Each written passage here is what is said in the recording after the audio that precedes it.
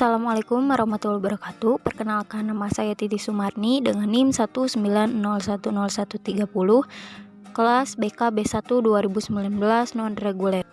Dan di sini kita akan mengkampanyekan anti diskriminasi dengan tema berbeda yes, diskriminasi no.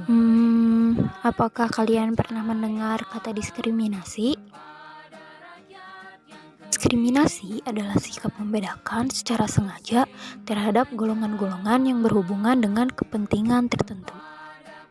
Indonesia merupakan negara multikultur yang terdiri dari berbagai suku, ras, budaya, dan agama. Berbagai keragaman ini tentunya menciptakan karakteristik atau kekhasan masyarakat di daerah masing-masing. Keragaman yang ada akhirnya membentuk cara pandang dan perilaku masyarakat yang berbeda-beda. Tapi perbedaan ini tak ayal menimbulkan beberapa gesekan di masyarakat. Timbulnya dominasi kelompok di dalam tatanan masyarakat yang menganggap suatu kelompok tertentu lebih superior ketimbang kaum yang lain.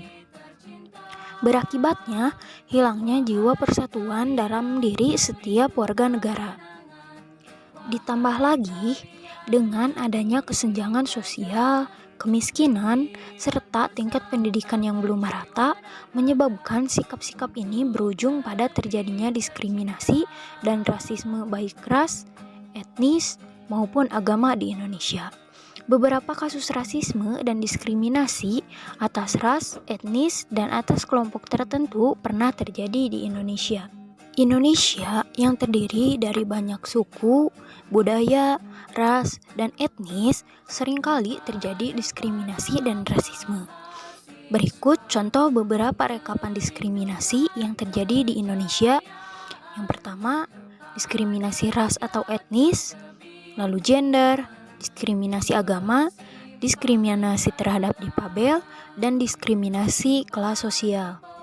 Contoh diskriminasi terhadap orang yang berbeda warna kulit. Misal di Indonesia seringkali orang Indonesia itu membedakan orang kulit putih dengan kulit hitam. Misal orang Papua, karena terkait penjelasan orang Papua sendiri dalam salah satu YouTube disebutkan, saya kuliah keluar pulau saya dari Papua dan saya datang ke Pulau Jawa adalah untuk berkuliah. Dengan ini saya berpikir bahwa ini Pulau Jawa loh, termasuk bagian dari Indonesia, dan saya pun termasuk orang Indonesia. Tidak mungkin orang di sini akan bersikap rasisme dan diskriminatif terhadap saya. Tetapi setelah saya datang dan masuk perkuliahan, ternyata apa yang saya pikirkan berbeda jauh sekali dengan kenyataannya. Selama saya kuliah dan tinggal di Pulau Jawa, teman-teman dan bahkan dosen pun berbicara pada saya, "Kok kamu bau sih? Kok kamu dekil sih?" Dan bahkan ada dosen yang bilang jika saya di dekat kamu, saya kesulitan sekali bernapas. Dan kemudian saya berpikir, kenapa mereka semua membedakan saya, padahal saya masih merupakan bagian dari masyarakat Indonesia. Sering sekali kami mengalami rasisme, diskriminasi itu kami sudah sangat sering sekali. Dan terjadi di sekitar lingkungan dan bahkan sampai di kampus-kampus juga. Itu sempat ada ibu dosen yang mengatakan kepada saya bahwa itu kenapa ya kalian orang Papua badannya bau, dekil, terus ketika kami ngobrol itu kami susah untuk bernafas kayak gitu. Kami kuliah di sini karena yang kami pikir kami masih berada di negara ini, kami masih ya istilahnya kami masih berada di negara Indonesia, jadi kami datang kuliah di sini. Kalau saya melihat konflik yang di Surabaya, sebagai saya punya kawan-kawan juga Papua di sana, yang pertama hati saya terpukul gitu dengan sebutan ya monyet istilahnya.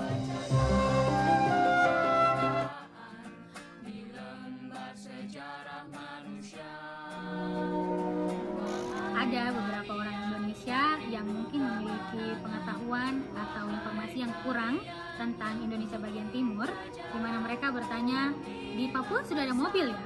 Di sana sudah pakai baju? Di sana masih makan manusia ya? Sebenarnya waktu ini terjadi saya agak marah ya, dan juga sedikit kecewa. Kenapa di abad ke-21 ini masih banyak orang yang memiliki pemikiran yang agak terbelakang. Halo, nama saya Floridana Setegai, mahasiswi asal Papua. Saya sekarang sedang bersekolah S2 jurusan Teknik Pertambangan di University of Nevada, Reno. Black Lives Matter!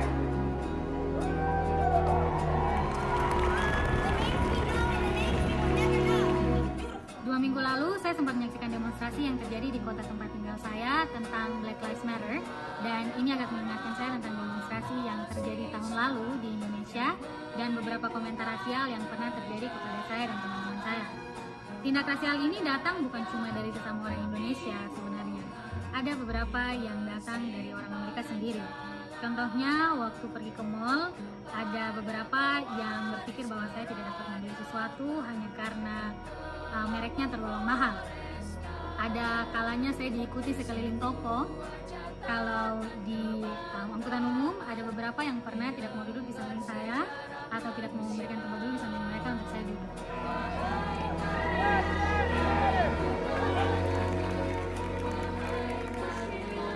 I think that a lot of people are angry, a lot of people are frustrated. They are angry and frustrated enough to take a risk in the middle of this pandemic, in the middle of this unprecedented situation.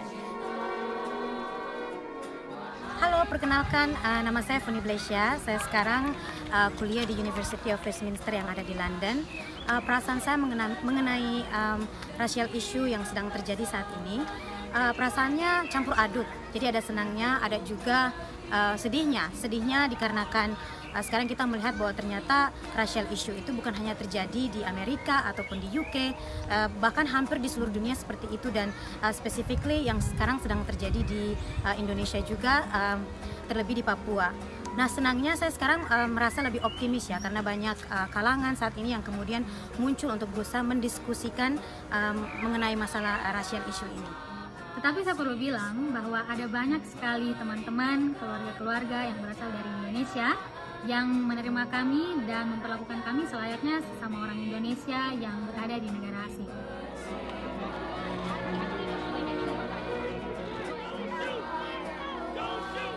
Jadi saya berharap dengan momentum ini bisa membangkitkan awareness, dan awareness itu bukan hanya secara kolektif, tapi saya berharap secara individu. Artinya setiap individu benar-benar aware dengan hal ini dan benar-benar awaken dengan hal ini dan benar-benar realize bahwa hal ini terjadi di sekitar kita, bahkan di negara kita sendiri. Mimpi saya ke depan sebenarnya ada banyak. Salah satunya yaitu untuk mendirikan sekolah kepemimpinan di mana kita ingin mendidik generasi muda Papua untuk dapat memimpin berbagai aspek dalam kehidupan mereka.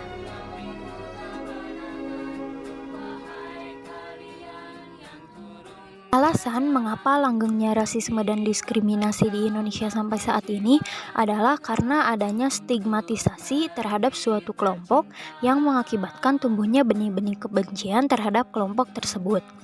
Contoh sederhananya adalah sebagai berikut. Ketika seorang maling atau tertuduh maling melakukan pencurian, maka biasanya akan diamankan kepada pihak yang berwenang. Namun, prosedur yang lazim tersebut tidak berlaku jika maling atau tertuduh malingnya adalah seorang transgender atau juga transpuan. Faktor lain pendukung stigmatisasi yang berujung pada kasus-kasus rasisme dan diskriminasi adalah kurangnya daya dukung lingkungan dan keluarga serta pendidikan. Latar belakang pendidikan yang didapatkan seseorang, baik secara formal atau informal, adalah pengaruh besar terhadap pertumbuhan dirinya sebagai seorang individu yang eksis di tengah kelompok masyarakat. Apabila seseorang tumbuh dan berkembang di lingkungan yang menjunjung tinggi toleransi, maka dia akan menjadi pribadi yang toleran. Maka dari itu, mari bersama-sama kita melawan rasisme dan diskriminasi, baik dalam negeri maupun di dunia. Sebagai negara yang beragam, perbedaan adalah hal yang lumrah.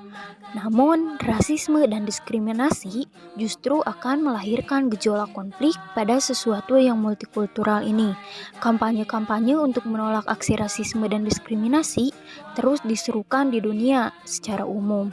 Meskipun demikian, sampai saat ini pun oknum-oknum rasis tetap hadir dan bahkan ada di sekitar kita.